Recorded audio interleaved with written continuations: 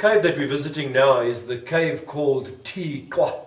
Titwa is a Bushman word which is used to explain the relationship between the living man, which is the Tao people, and God, which they called Ana. Many people think that Bushman paintings, which are similar to these that are reflected on the wall behind me, are in actual fact decorations. But these paintings on the walls of the cave are in actual fact explanations of a spiritual thing which in actual fact would have happened. Now this particular cave over here was formed many millions of years ago, and the roof of this particular cave is in actual fact the bottom of a sea. And a little bit later on we'll actually show you the stones that actually were at the bottom of the sea. The Bushmen would have moved into this cave mostly due to the shelter during the rainy season. And what you see depicted on the walls here, and we'll start off with this first one over here, this is a depiction of an antelope species, possibly a springbok, but I want to tell you that it is perfectly depicted. Every aspect of that springbok is absolutely perfectly done. What is very interesting though is that one of the legs of the springbok is in actual fact broken. So that is how absolutely perfect the depictions of these paintings were in actual fact done. Now these paintings in this particular cave are dated to approximately 15,000 years ago. The manner in which these paintings would have been done was via what is called a monochrome manner of preparing the paint. Monochromes is a one color type of color. So it would have been made up of an ochre, which is a reddish powder that would have been ground down, plus plant saps, plus blood and gall. Now the gall and the paint sap form like an acidifying solution which would have penetrated into the rock, and that is the reason why these paintings have managed to last for such an incredibly long time. Now if we move over slightly over to this side, you'll notice a lot of other paintings, but if you feature in just on that particular painting over there, that is a mythical figure. And the mythical figure here, you will notice first of all that the head is in the shape of an animal's head. The second thing is you'll see what is almost looks like a breastplate, and then you'll notice the arms with extensions onto the arms. And as you go lower down, the legs are perfectly proportioned into hips and calves and feet and so on. But then you'll notice that the male genitalia are very enlarged and a little bit over proportioned.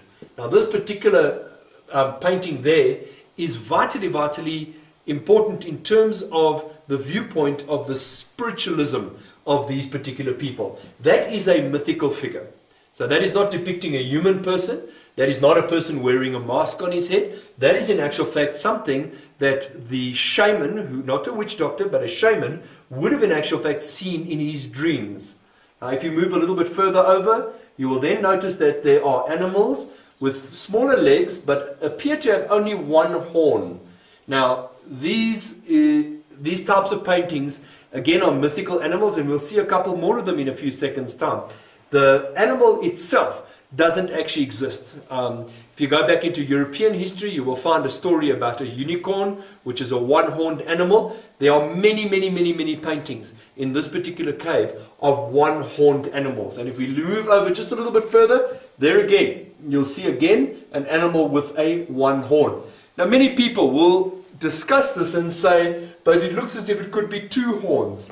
It looks as if there could be a third horn. But when you step over a little bit further, you will then notice that it is almost impossible to say that the next animals actually have two horns. Now when you look at these panels over here, you get the impression immediately that the rock art is very old. And tests have been done on these particular paintings which give us an idea of the age of the painting. But it is the rock and stone implements which are found in this particular cave which have dated the paintings here. Now as we move a little bit further over, you will see again two more animals. You can just see a little bit over here with the one horn sticking out there. But when you come to this particular animal here, there's almost no argument anymore, because there you will see very clearly depicted it is a one-horned animal. Now what these animals are, once again, it is a conclusion which each person will have to make for himself, but we believe that these are in actual fact mythical animals, something of dreaming that they would have in actual fact painted onto the walls.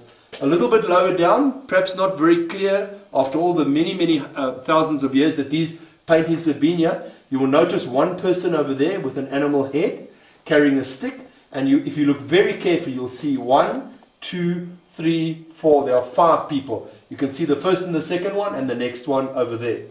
Over-painted, which is something that the Bushmen did quite a lot, is they over-painted on many of their paintings. You will see underlying that one is another animal with a horn sticking out over there. A little bit further up to the left-hand side over there, you will notice that there's a row of springbok. And those springbok, again, perfectly painted, with even an edging which has been put around the springbok on this side. Now, of vital importance to this particular painting is the little red blotches, 1, 2, 3, 4, 5 of those blotches above the springbok. Now, if you have a look very carefully at those particular paintings there, you will find that those are lions. And those are lions. The manner of the hunt is always that the lions will follow the animals. They will then pass the animals and lay an ambush ahead of the animals, with other lions that will then follow up to chase the animals into a trap where the animal would have been winning. So this is a very clear depiction of an antelope species, possibly in this case springbok, which we believe it is, moving through an area with 1, 2, 3, 4, 5 lions actually passing them. Now what I'd like to do is to move over to this side, and then I would like to point out, probably people call this cute, but we believe that this is actually the key again to this particular site. You will notice there a baby springbok. And that baby springbok, if you notice the manner in which its legs are stuck out behind it, you'll note immediately that that baby springbok has actually just been born. Now, the manner in which that painting has captured the manner in which the springbok live out in the open grasslands is actually perfect to what nature actually is. When you look at that little springbok over there, it's a perfect depiction of a little baby springbok that has in actual fact just been born and is actually following on behind the rest of the herd. So there you'll see the 2 springbok over there with the baby basically following on.